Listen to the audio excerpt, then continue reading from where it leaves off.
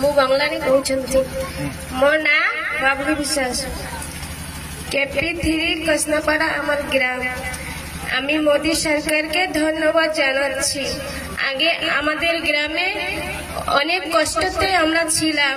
আগে আমাদের ঘরে সব বছর বছর বর্ষা আসলে ঘরের থেকে জল পড়তো, অনেক কষ্ট ছিল সবাই। এখন সবার ঘরে ঘরে মোদী সরকার পাকা ঘর দিয়েছে, তাই আমাদের গ্রামের সবাই অনেক ভালো আছে। আগে সব বছরে বছরে ঘর পাল্টাতে হতো, অনেক টাকা খরচা করতে হতো, এখন আর সেইটা করতে হয় না। এখন সবাই অনেক খুশিতে আছে। আর মোদী সরকার আমাদের ঘরে অনেক ফ্যাসিলিটি দিয়েছে, সবাই ঘরে ঘরে। অনেক কষ্টে আমাদের ঘরে আগে চলতো, এখন আর কোনো অসুবিধা নাই। এখন সবাই ভালো আছে।